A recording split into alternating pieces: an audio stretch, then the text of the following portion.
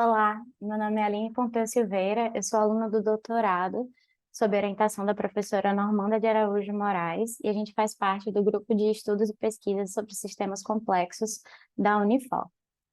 Hoje eu vou apresentar para vocês um estudo chamado Literatura Empírica Recente sobre a Violência de Parceria Íntima LGBTQ+.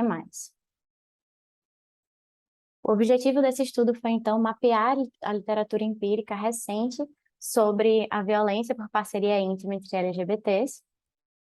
Sobre violência por parceria íntima, eu estou entendendo um comportamento de abuso psicológico, físico ou sexual de uma pessoa para outra em uma relação íntima.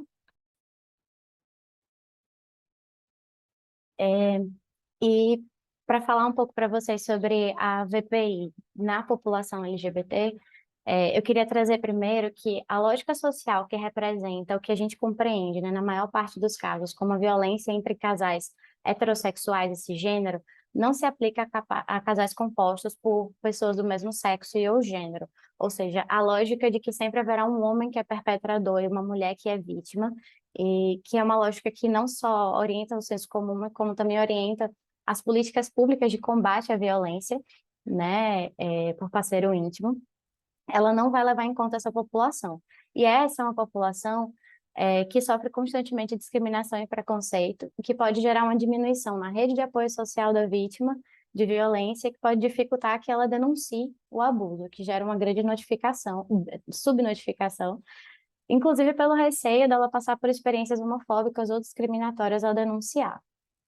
Então, esse trabalho é uma parte bem pequenininha de um estudo maior, né, que inclui uma revisão dos últimos 5 anos em diferentes bases de dados, que é um dos estudos, dos 3 estudos na minha tese de doutorado, que está vinculado a um projeto ainda maior de pesquisa nacional. Para esse estudo em específico, né, foi realizada uma coleta de dados no dia 5 de agosto de 2021, apenas na plataforma Scopus, para estudos produzidos naquele mesmo, produzidos não, publicados naquele mesmo ano, 2021. Então, a gente usou os escritores VPI entre parceiros íntimos, no caso, violência entre parceiros íntimos, LGBT, minorias sexuais, minorias de gênero, e as traduções desses escritores para o inglês e o espanhol também. Dessa coleta, surgiram inicialmente 122 estudos, né? E a gente percebeu que 80 deles não trabalhavam com violência por parceiro íntimo, e depois 13 deles não trabalhavam especificamente com a população minoritária de gênero e orientação sexual, e 6 deles, no final, se tratavam de estudos teóricos, revisões de literatura, e tinha um deles que era um estudo documental. Então, o N final foi composto de 22 estudos, que através da análise temática de Brown e Clark, proporcionou a formação de 3 categorias temáticas para análise. A primeira é tipos de violência por parceiro íntimo entre LGBTs e formas de mensuração do construto. A segunda, marcadores sociais de violência por parceiro íntimo entre LGBTs. E a terceira, estigma minoritário de orientação sexual e de gênero e violência por parceiro íntimo. Eu vou trazer aqui para vocês os principais resultados.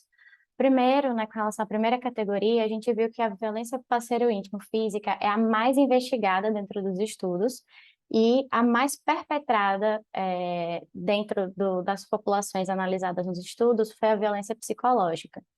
Eles trouxeram também um dado interessante, que é específico da população LGBT, que é a violência identitária, que é quando o próprio estigma minoritário é utilizado para provocar violência. Por exemplo, ameaçar revelar a orientação sexual para pessoas ou grupos, ou questionar a própria orientação sexual do parceiro, né, por ela em questão. Sobre a segunda categoria, né, a gente tem esses pontos dos marcadores sociais, e um ponto muito interessante é ver que as populações que mais estavam vulnerabilizadas eram para perpetrar ou ser vitimizado por VPI, eram bissexuais e transgênero, né? Pensando em marcadores de raça, eram pessoas, e raça e etnia, eram pessoas latinas e negras que estavam mais vulneráveis, pessoas com renda baixa também, e pessoas que tiveram alguma experiência de violência na infância.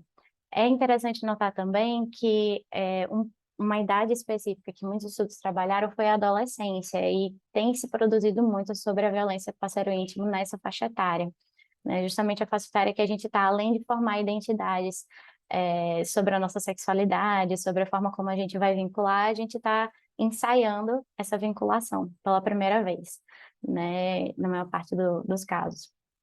E sobre o terceiro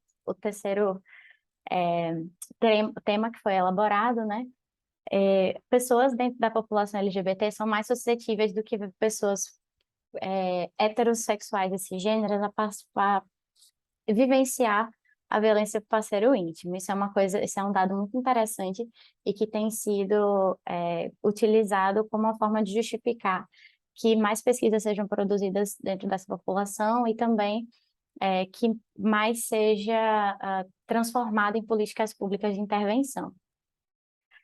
O que se percebe especificamente nesse grupo é que a internalização do estigma é o principal fator de estresse associado à violência com parceiro íntimo e que ele, juntamente a outros fatores do estresse de minoria, como a ocultação da orientação sexual, vão trazer diversas barreiras para a denúncia. Ao final, eu quero deixar essa mensagem que é entre indivíduos de minoria sexual e ou de gênero, marcadores sociais como etnia, raça, idade e vitimização prévia se relacionam com sofrer ou perpetrar violência íntima, o que também pode ser observado em relações heterossexuais e cisgêneras.